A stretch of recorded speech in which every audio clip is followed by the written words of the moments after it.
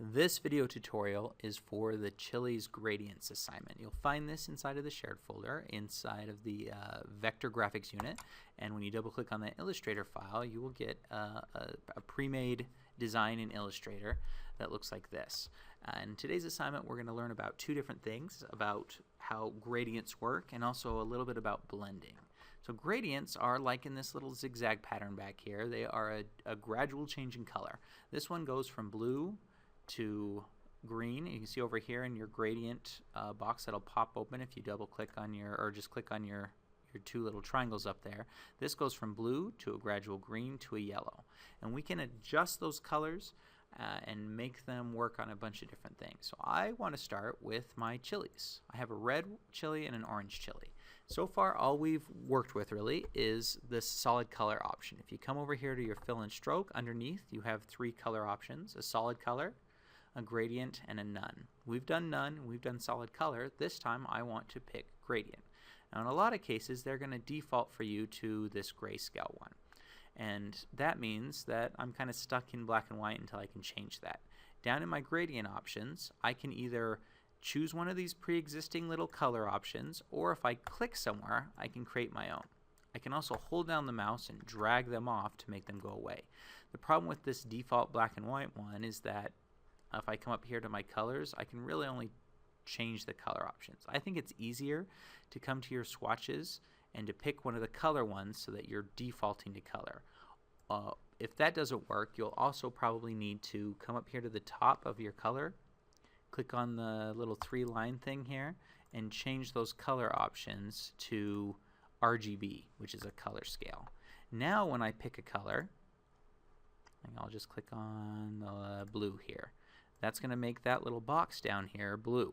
If I click on the other slider, and I'm probably going to have to do the same thing here, change it from grayscale to RGB, and you might not be able to see it on my screen, but you just click that little symbol there. And I can choose any two colors. So maybe I want to go from dark blue to light green.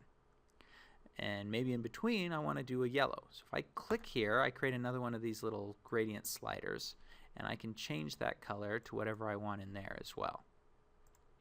And by default, what you will have is a linear gradient, and it's going to go from one side to the other. If I want to change the direction of that gradient, I click on this gradient tool. G is the quick key for that, and you can see that that line represents the gradient. The longer the line is, the longer it's going to take to change. I can just hold down my mouse and drag that gradient to go in any direction. If I drag just a little line, then it changes from blue to yellow to green very quickly.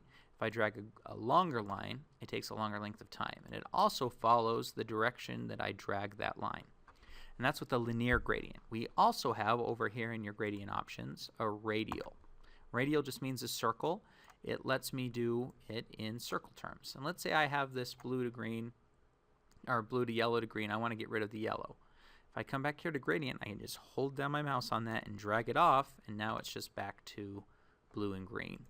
And so with that, I can change a lot about the gradients. If I want to come here to this red one, I can say, you know what, I want to make that into a gradient, but I also want it to be red to yellow. And I want the direction to go the other way. So I'm just going to get my gradient tool, drag that chili so it's going the other direction. Or even make it a radial and have it coming from that center out. So those are some of the things that you can do with gradients. Now another gradient option is something called a blend, and that's this little symbol underneath the gradient tool. It's called the blend tool. W is the quick key for it, and if I double click on it, I can get some options. I want to start with the default smooth color. The way this works is I can pick any two shapes that have been created. So if I click on inside of this bowl, there's a dark brown portion and a light brown. If I click on that dark brown portion and then the light brown portion, it is going to do a gradual gradient between those two colors. And it did it because of the smooth color. It does a bunch of different color options inside of there. And once again, I'm going to undo. All I have to do is pick my blend tool and click on the two different shapes I want to blend it between. And this doesn't always work the way you think it's going to. In this case, those two shapes, the lighter one was inside of the darker one, which helps out a lot. This can also work to blend two completely different shapes. So I have these two zigzag line things.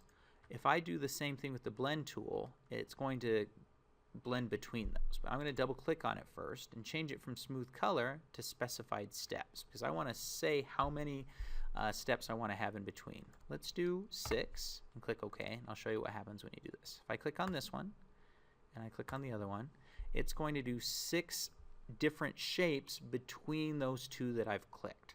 So if your two shapes are away from each other, it's going to do a gradual change between them. And it's also gradating the colors, as you can see, but the shape itself stays the same. If the two shapes are different, like in this circle and the blue circle and the green diamond here, if I use the blend tool to click on, whoops, I have to be selected off of everything. If I click on that blue circle and then click on that green diamond, you'll see that it even morphs. It goes from a circle to the other tool. And then I can do the same thing again from the green diamond to the red diamond.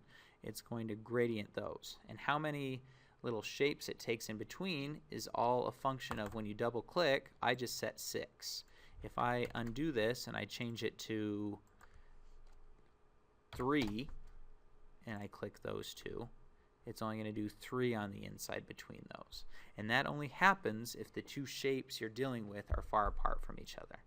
Also, you'll notice that there is a line in between those. I can use the white arrow tool, or let's do the pen tool, hold down my Alt key and drag out anchors, just like we did in earlier assignments.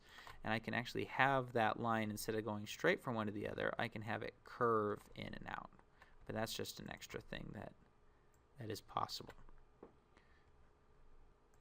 And with this text on the right side, if you want to do this sort of thing to text, it's often better to select your text, right click on it, and convert it into a shape. So this text has already been turned into just shapes. I couldn't click on it with the text tool anymore.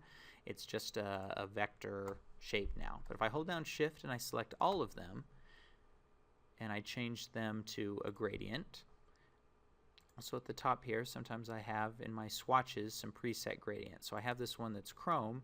That's going to apply to all of those across. And if I use my gradient tool, you'll see that each of them has a separate gradient, but if I drag a new one, it's going to be a gradient that applies to all of the colors together. And so with these tools, you can make something look a little bit more realistic, get those sort of color gradient effects in your own vector work.